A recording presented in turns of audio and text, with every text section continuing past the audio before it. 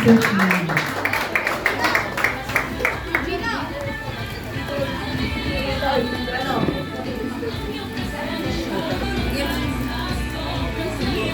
So, praise God. Good afternoon, everyone. I'm Shane from Sumbangay, Sumagay. So, may short na mga testimony kung paano ko nakilala si Jesus. So, nakilala ko pala si Jesus at a very young age, I think when I was 5 years old. At sa simbahan namin, usually I met Jesus a very long time ago, batang makulit pa ako. Sabi nga ni Pastor, yung batang aakyat daw sa stage, magiging pastor daw. Totoo yung sabi ni Pastor kasi when I was a kid, sobrang kulit ko talaga.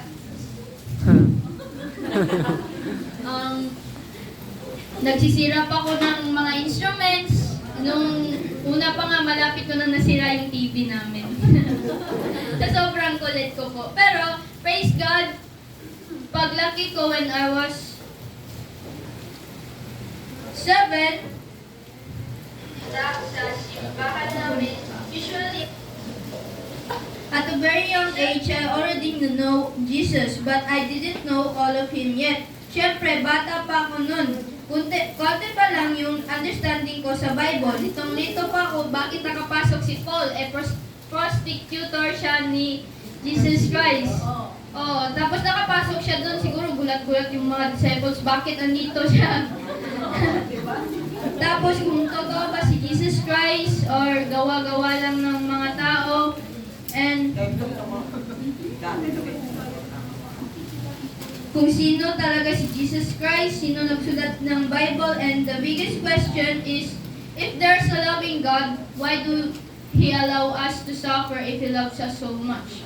Bakit may suffering? Bakit may pagdudurusa kung ang Diyos natin ay napakabuti? Pero mamaya, sasabihin ko sa inyo kung bakit. Amen.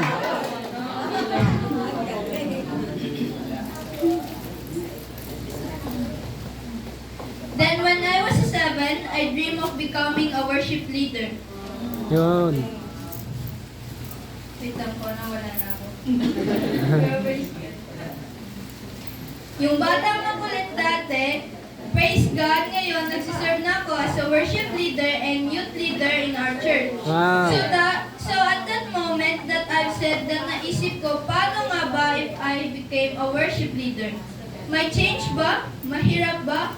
I tell myself that kahit anong maging ang pagiging worship leader, kahit anong hirap ang pagiging worship leader, tutuloy ko yun kasi gusto kong makilala si Jesus. I want to know the person who saves, the person who died on my cross for my sins. So, when I was 7, sinabi ko to sa loob ng simbahan namin.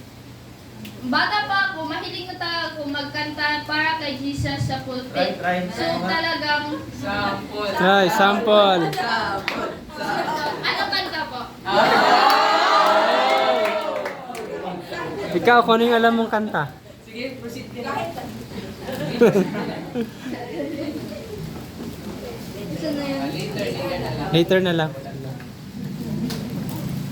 So napapos ako bigla. I was 7 years old, tapos ano yung lumalabas sa bibig ko, like, is this normal for a 7-year-old to question this? Sabi ko, yung mga kababata ko, puro laro lang yung inaatupag nila, tapos ako, ang dami ko ng question kung totoo yung Bible, totoo ba si Jesus? Why do He let us suffer? Totoo ba na may Diyos? Then, bago ako mag-13th birthday ko, I have decided that this time is matutupad na yung matagal ko nang inaasam na maging worship leader. The first time that I stepped into the pulpit for how many years, I felt so alive.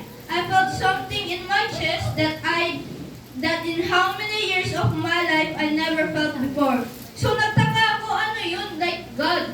When bago pa mag-worship, tears are pouring in my face. Sabi nila, ano to God?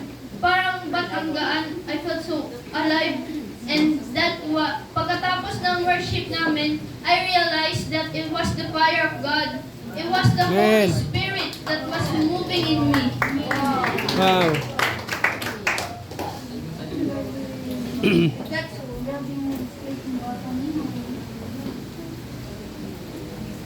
and I felt that I was very at the top of the mountain, alive and free. And that moment that I something I felt in my chest, I realized that it was not just something, it was the Holy Spirit in me.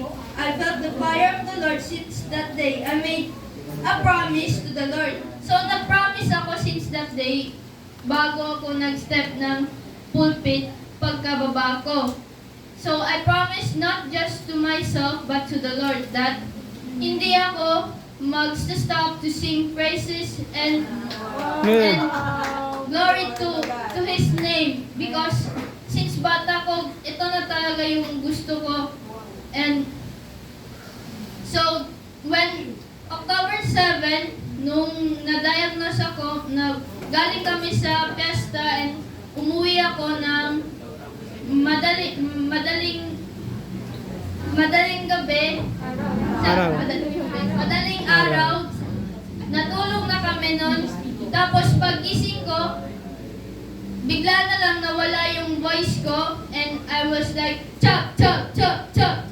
And nawala na yung voice ko, hindi na ako makapagsalita. I was so emotional. Like sabi ko, Lord, ano to?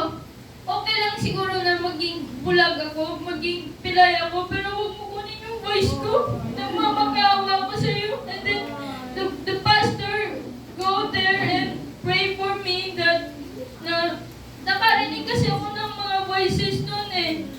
I don't know kung sino sila. Sinasabi nila sa akin na hindi ako tanggap ng Panginoon, hindi ako mahal na inuutusan akong magpakamatay na lang daw ako. Kasi sa sobrang problematic ko noon, sobrang stress sa school, sa bahay, hindi ko na alam saan ako lulugar. I was just so emotional, and yun yung pagpunta namin dito, may mga doctors na nag-help sa akin, and praise God na nakokontrol ko rin siya, pero minsan inaatake pa rin ako. So why do God let us suffer? Because He has a purpose. Amen. Sabi kanina ni Kuya dito that every pain has a purpose. So, Amen. nalaman ko yung pain na pinagdaraanan ko right now, it has a purpose. Kasi nakapunta ako sa biggest Christian church sa CCF. That was one of my biggest dream na makapasok doon. And like I was, wow, God, kailangan ko bang pagdaanan muna yun bago muna ako pinapunta dito? But it was worth it.